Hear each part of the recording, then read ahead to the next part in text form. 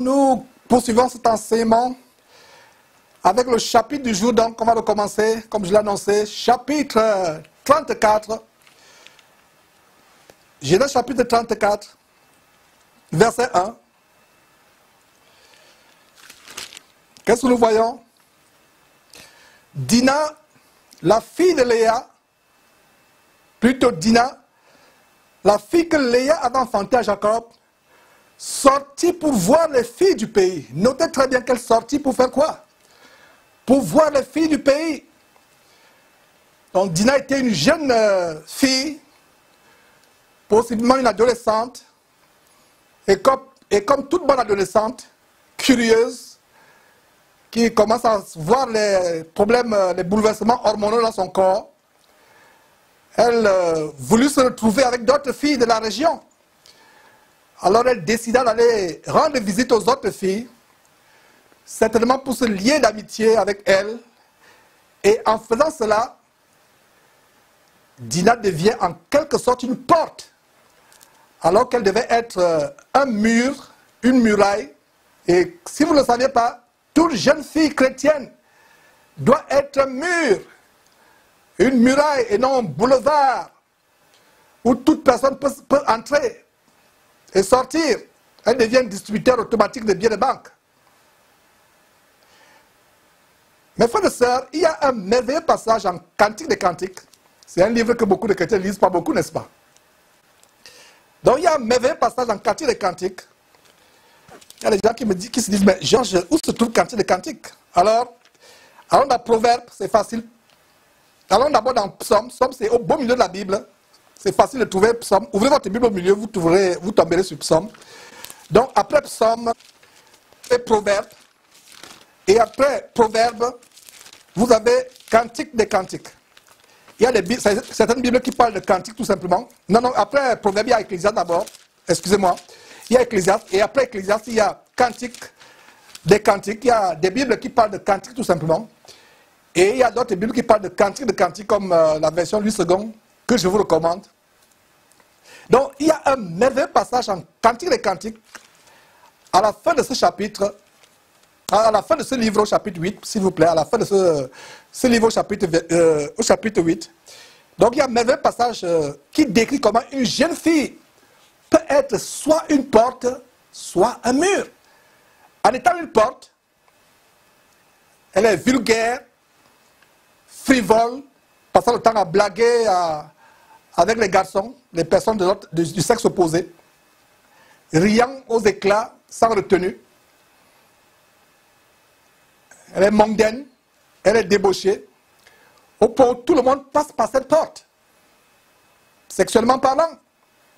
Mais si elle est un mur, elle sera modeste, elle sera pieuse, réservée, chaste, ayant décidé de ne perdre sa virginité qu'avec son mari, n'allant pas de gauche à droite, ayant décidé de ne faire du sexe qu'avec son mari, son seul mari, chaste, réservée, modeste, pieuse, s'habillant modestement. Et c'est ainsi que la jeune fille devient un mur au point où il est difficile d'avoir accès à elle. Alors, lisons ce très beau passage. C'est un beau passage par lequel j'aimerais vraiment que nous, parents chrétiens, nous éduquions nos enfants, nous éduquions nos filles, surtout les filles. Parce que le diable passe plus par les filles. Parce que je vais m'appesantir dans cette section sur les filles, puisque nous sommes en train de voir le chapitre consacré à Dina, l'une des filles de Jacob. Donc, je vais me concentrer sur Dina et sur les filles. Alors, Cantique des Cantiques, s'il vous plaît, chapitre 8, verset 8, qu'est-ce qu'il a dit quoi? Nous avons une petite sœur qui n'a pas encore de mamelles. Donc, elle va vers l'adolescence. Elle n'a même pas encore de mamelles. Donc, nous avons une petite sœur qui n'a... Mes frères et sœurs, la parole de Dieu a tout. La parole de Dieu a tout. C'est pour ça que vous devez savourer la Bible, développer la passion pour la lecture biblique. Au point où si vous passez une journée sans lire la Bible, vous vous sentez mal. Vous n'êtes pas à l'aise, il vous manque quelque chose. Il faut que vous l'ouvriez. Il y a les gens qui sont addicts, qui ont l'accoutumance aux drogues, à la nourriture, à l'alcool. Et c'est une accoutumance qui mène en enfer, qui vous détruit d'abord sur terre. Développons plutôt l'accoutumance, l'addiction à la parole de Dieu. Car cette addiction, cette accoutumance vous mène au paradis. Donc, le verset 8 nous montre comment nous avons, verset 8, Cantique des Cantiques, chapitre 8, verset 8, nous avons une petite sœur qui n'a point encore de mamelle. Que ferons notre petite sœur? Voilà la question. Que ferons-nous? J'ai une fille adolescente. Ou alors je suis j'ai la charge en tant que grand frère de ma petite sœur. Elle n'a pas encore les seins. Là voilà, les seins arrivent bientôt. Vous voyez comment les formes de femmes sont en train de venir petit à petit. Et c'est un sujet de préoccupation pour tout vrai parent. Vous voyez comment votre fille commence à se transformer. Vous voyez les choses qui se passent autour de vous. Comment les femmes deviennent, les jeunes filles deviennent enceintes. Comment d'autres avortent. Comment d'autres deviennent même la prostituée. Comment Dieu en Afrique la bordelle dans nos quartiers. Et vous ne voudriez pas que votre fille prenne le même chemin. C'est un sujet de préoccupation pour vous parents. Ou pour les grands frères. C'est pour ça que le verset commence en disant, nous avons une petite sœur qui n'a pas encore de mamelle. Que ferons-nous de notre sœur le jour où on la recherchera? Verset 9. Le verset 9 commence à nous donner ce qu'il faut faire. Donc il pose une question et le verset 9 répond à cette question. Si elle est un mur, nous bâtirons sur elle des créneaux. Voilà. Si elle est un mur, nous ferons quoi? Nous bâtirons sur elle des créneaux. Ma compréhension de la première partie de ce verset 9, c'est que nous rendrons l'accès difficile à quiconque voudrait escalader ce mur. Nous rendrons notre petite sœur, nous rendrons notre fillette adolescente à un mur. Si un bandit, un voyou du quartier, qui ne fait que la guetter chaque jour par la fenêtre, essaie de la toucher, essaie de s'approcher d'elle, ce petit voyou du quartier va trouver que notre petite sœur, notre fille, est un mur difficile à escalader. Est-ce que vous voyez, mes frères et sœurs, que faire? Parce que le verset lui dit, nous avons une fille, petite sœur qui n'a pas encore de mamelle. Que ferons-nous de notre sœur? Verset 9, la réponse c'est quoi? Si elle a un mur, bâtissez les créneaux. Donc si vous voyez que cette petite fille est pieuse, comme il y a une jeune fille dans notre église de maison ici à Houston, et la maman témoignait que quand on lui porte des vêtements qui sont tellement longs, ça la gêne. Elle dit, maman, mes bras se voient, je ne vais pas sortir avec mes bras. Alors que la mère pense que l'habillement est décent, mais elle dit, non, mes bras sont ouverts. Voilà une femme qui montre qu'elle sera un mur. Et donc, si vous avez une fille qui est un mur, c'est-à-dire que vous voyez déjà qu'elle aime la piété, la chasteté, la modestie, qu'est-ce que vous faites? La Bible dit, bâtissez sur elle des créneaux, ça veut dire que augmentez, affermissez cette pudeur, cette piété, cette crainte de Dieu, cette chasteté, afin qu'elle devienne un mur difficile à escalader.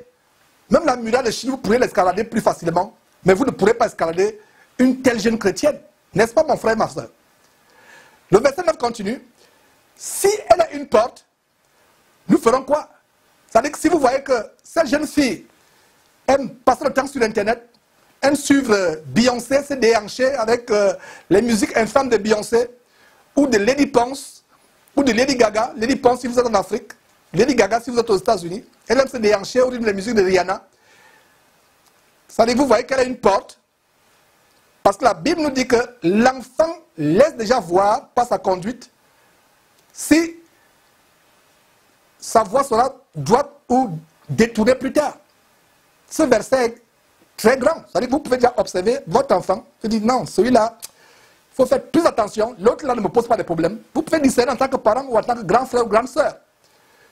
Donc, si vous voyez qu'elle peut être une porte, vous voyez qu'elle est voluptueuse, sa manière de rire aux éclats, comment elle aime les blagues, comment elle aime s'habiller de manière vertueuse, comment elle aime toujours être avec les garçons, comment elle aime les musiques mondaines, que dit la parole de Dieu?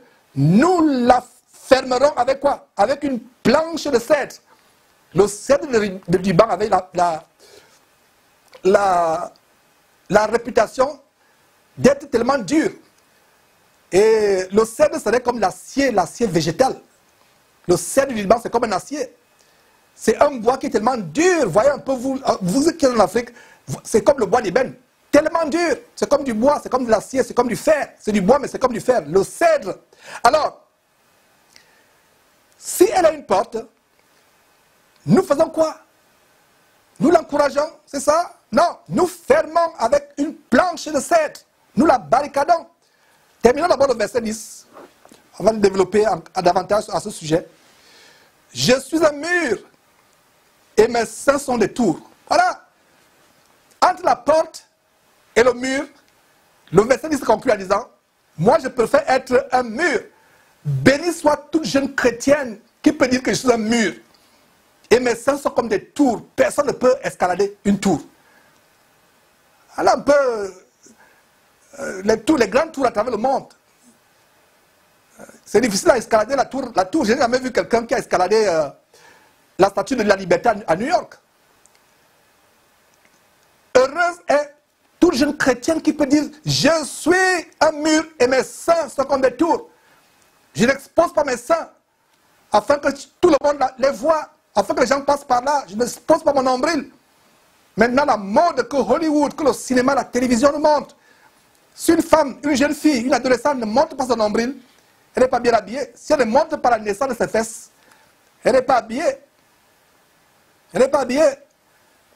Et quand confortablement nous sommes arrivés, si nous allions, nous ne sommes pas encore affermis dans la foi, on se rendait encore au fait des Africains, soit Gabonais, soit Camerounais, et un jour j'étais tellement scandalisé, au point où quand nous sommes partis, toutes les filles jeunes africaines, quand elles se courbent, vous voyez qu'elles ont le string, vous voyez tout ce qu'il y a sous elles. J'étais tellement choqué que j'ai décidé de ne plus jamais mettre pied dans ces fêtes mondaines. N'étant même pas encore affermi, je vous parle des choses d'il y a 10 ans. Mes frères et sœurs, donc c'est une fille, vous voyez aujourd'hui, la fille, il faut qu'elle monte ses seins, il faut qu'elle monte ses formes, il faut qu'elle monte ses fesses. Voilà le verset dit quoi? Je suis quoi? Un mur. Heureux, heureuse, heureuse et bénie est toute jeune fille chrétienne qui peut dire je suis un mur et non une porte. Bénie toute jeune fille chrétienne qui peut dire mes seins sont des tours. Et non pas mes seins sont tout simplement étalés à terre là, tout le monde peut passer par là. Tout le monde peut s'en délecter. Heureuse une jeune fille qui peut dire je suis un mur, mes seins sont comme des tours. Ma jeune sœur en Christ, ma fille, ma jeune sœur en Christ, soit plus que la tour de la liberté, la statue de la liberté à New York. Personne ne peut l'escalader. Personne. Je n'ai jamais vu que quelqu'un escalader la tour de la statue de la liberté. Mes frères et sœurs, avez-vous bien lu le verset 10? Le verset 9 et le verset 10, mes frères et sœurs. Si notre fille adolescente ou notre petite sœur est une porte, nous devons la barricader. Retournons encore sur ce verset, mes frères. J'aimerais qu'on ait ce verset sur nos yeux. Verset 9. Si notre fille adolescente ou notre petite sœur est une porte, nous devons la barricader, la verrouiller avec des planches de cèdre. Très difficile à casser. Ce qui signifie quoi? La restreindre notre petite sœur, restreindre notre fille, notre fillette avec quoi? La rigueur de la discipline. C'est une très grande exhortation pour les parents chrétiens qui ont des filles, des adolescentes, des filles adolescentes. C'est pour cela que vous devez ne pas avoir les enfants hors mariage.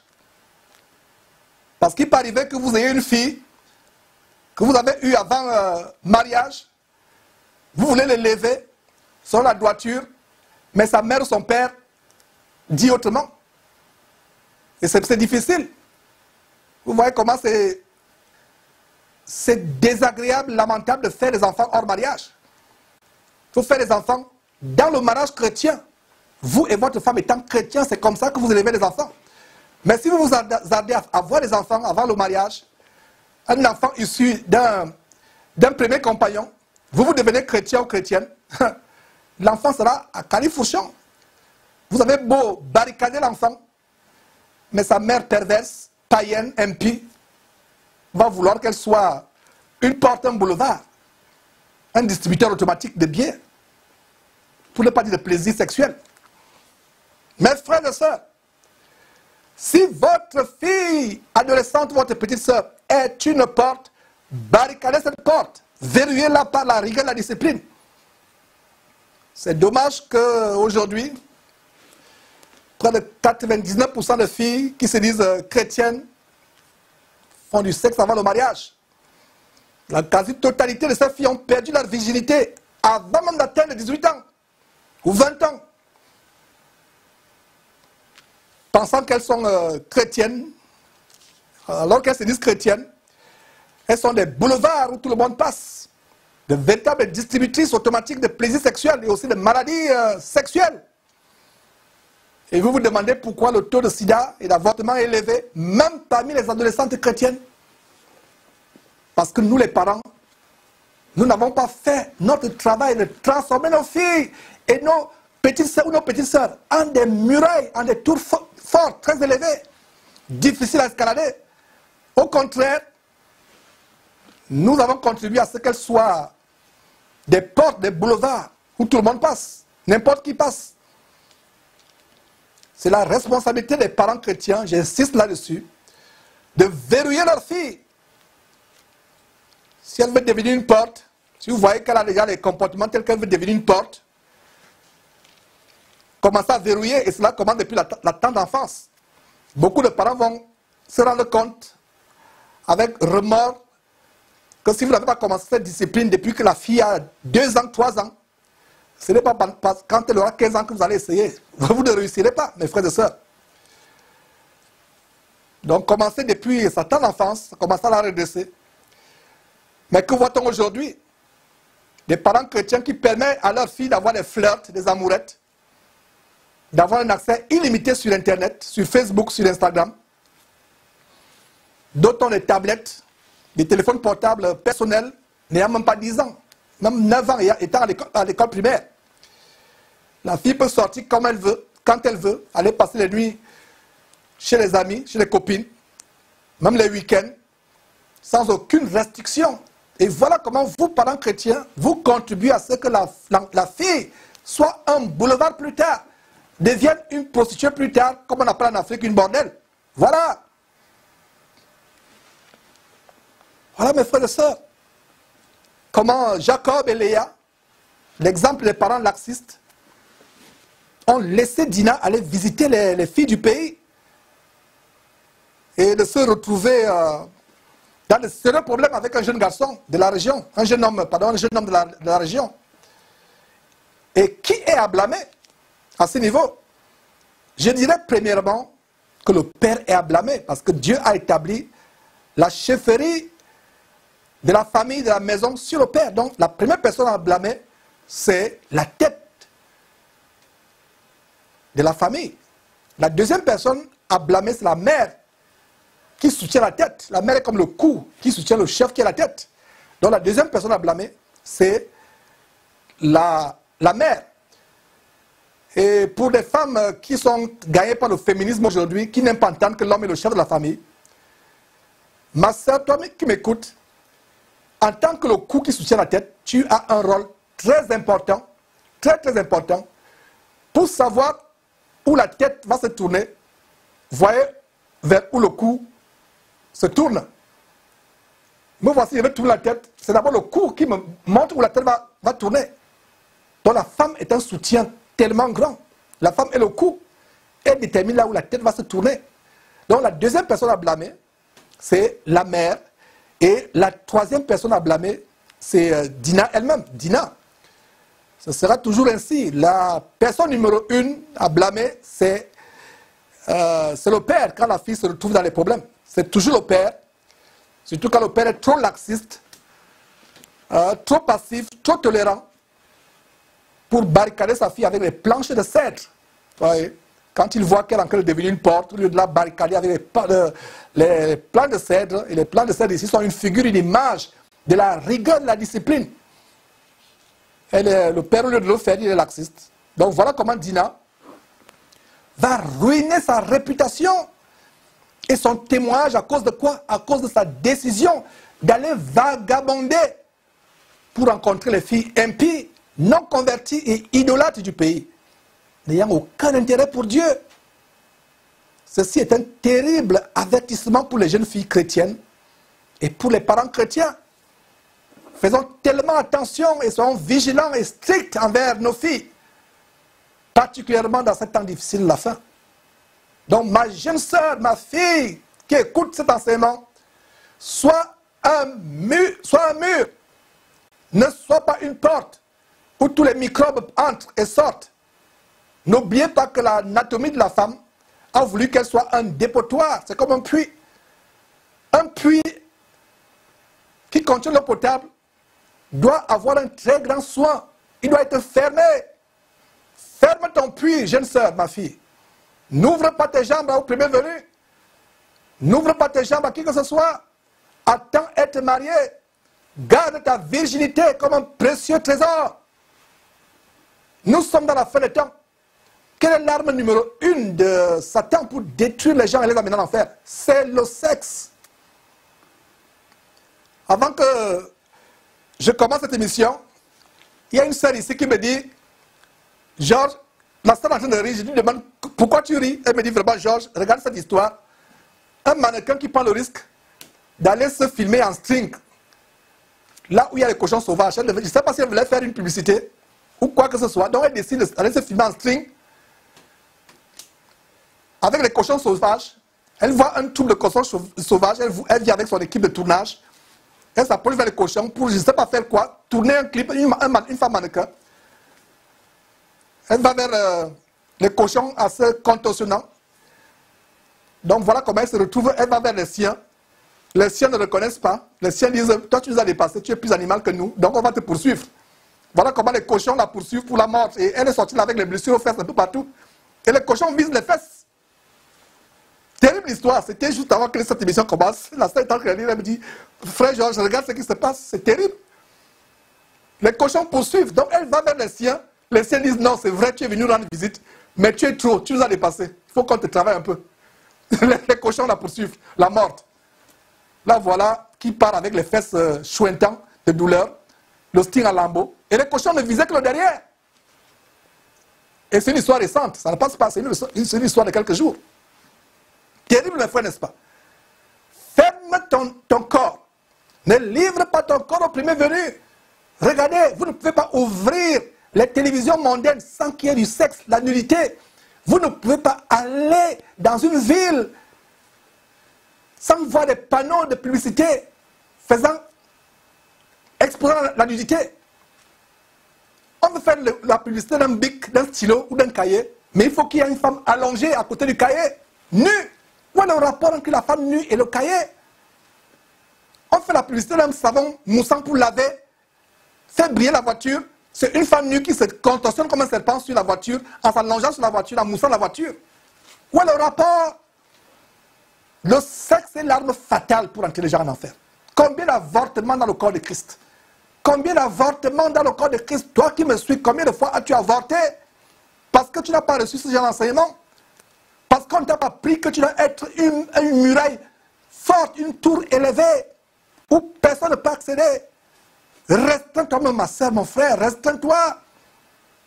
Étouffe tes pulsions, étouffe tes envies. Quand les envies sont en train d'assaillir ton corps, je leur dis au nom de Jésus-Christ, vous envie. Dans mes parties intimes, partez maintenant au nom de Jésus-Christ. C'est un combat. Nous sommes envahis de nudité, de sexualité un peu partout. C'est terrible aujourd'hui. Regardez, vous ne pouvez plus sortir sans voir dans les magasins ici, vous allez, les femmes sont nues. Les femmes sont nues. Voilà comment nous souillons nos yeux. Comment pouvons-nous faire comme Job qui dit, j'ai fait un pacte avec mes yeux pour que mes yeux n'atterrissent pas sur les parties intime d'une vierge. C'est difficile de faire un pacte avec nos yeux aujourd'hui. C'est pour ça que je vous enseignais le premier regard et le deuxième regard. Vous ne péchez pas quand vos yeux tombent pour la première fois sur les parties d'une femme nue, quelque part dans la rue ou sur Internet. Dès que vous la regardez, vous n'avez pas péché. Ça, c'est le premier regard. Mais si vous restez là à regarder. Deuxième regard, c'est là où le péché commence à venir. Dès que vous tombez sur quelque chose, la nudité, détournez vos yeux. Donc, regardez mes frères et sœurs comment Dina devient une porte. Une porte, alors qu'elle devait devenir quoi? Elle devait être quoi? Elle devait être une muraille. Une muraille, mes frères et sœurs. Que ceci serve d'instruction aux parents qui élèvent les jeunes filles. Quelle joie de savoir que notre fille ou notre petite sœur est à la mariage, étant vierge. Beaucoup de personnes iront en enfer à cause du sexe. Beaucoup de personnes. C'est un péché grave pour une femme de perdre sa virginité avant de se marier. C'est tellement grave. Aujourd'hui, tout est devenu OK. Le diable amène les gens à tolérer. À tolérer. Mes frères et sœurs, il y a des parents qui sont proxénètes, qui encouragent même les filles à sortir avec des gens puissants, riches pour avoir de l'argent. Je parle des parents chrétiens, la Bible dit, ceux qui sont hors du corps de Christ, ne les jugeons pas. Nous devons juger ceux du dehors. Allez lire 1 Corinthiens chapitre 5, ceux qui disent Jésus qui était avec vous passe le temps à juger. Allez lire 1 Corinthiens chapitre 5. Le jugement biblique, nous devons juger ceux du dedans. Je parle des chrétiens, des parents chrétiens qui encouragent, ils vont dans ces soi-disant églises et en même temps, c'est eux qui encouragent leurs filles à sortir avec tel ou tel parce qu'ils peuvent avoir un peu d'argent. Et ils disent qu'ils sont chrétiens. Ils sont plutôt chrétiens, parents chrétiens et non chrétiens. J'espère que vous avez compris, parents chrétiens et non chrétiens. Verset 2. Voyez, comment le verset 1 nous a fait ouvrir une grande parenthèse, beaucoup d'instructions au verset 1. Comment Dina prend la décision terrible d'aller se balader, vagabonder. Si votre fille a la propension d'aller de gauche à droite, commencez à la barricader, à la restreindre avec les planches de cèdre.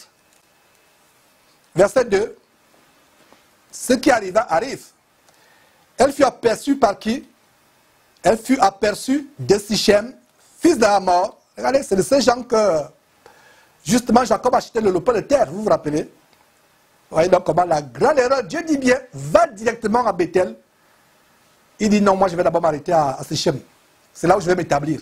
Même pas m'arrêter, il décide. Parce que quand vous achetez le terrain, vous voulez vous y établir. Donc, elle fut aperçue de Sichem, fils d'Hamor. Elle fut aperçue de Sichem, fils d'Hamor, prince du pays, qui l'enleva et coucha avec elle. Et on peut voir ça. Nous sommes en Genèse chapitre 34, verset 2, je reprends. Elle fut aperçue de Sichem, fils d'Hamor, prince du pays. Il fit quoi? Il la kidnappa. Kidnapping. Coucha avec elle. C'est un viol. Parce que quand vous kidnappez une personne, si vous êtes aux États-Unis, c'est un péché grave. Vous pourrez avoir la prison à vie parce qu'il y a un double crime ici. Il y a le kidnapping et le viol. Donc, il enleva, la kidnappe, une adolescente qui se trouve en train de kidnapper. J'imagine, si c'était aujourd'hui, j'imagine comment la bouche, on met le sparadrap, une bande, on attache la bouche, on la ligote, on la met dans la malle arrière d'une voiture, l'enlève, couche avec elle, et fait quoi? La déshonora. Verset 3.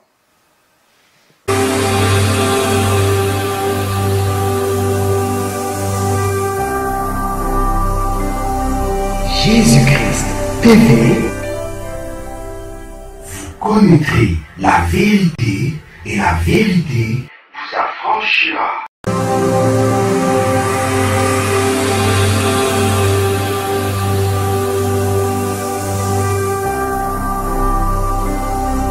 Jésus-Christ TV, vous connaîtrez la vérité et la vérité vous affranchira.